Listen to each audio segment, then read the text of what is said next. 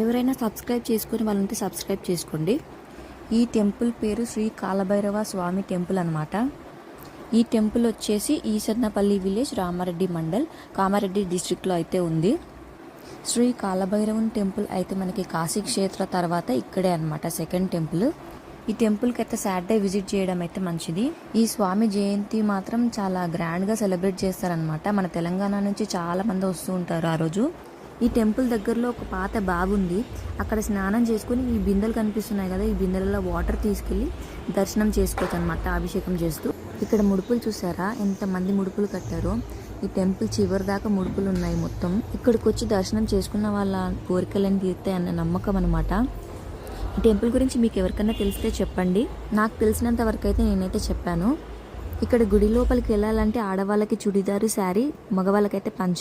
ట్రెడిషనల్గా లేకపోతే మాత్రం బయట నుంచి దర్శనం చేసుకోవాలి.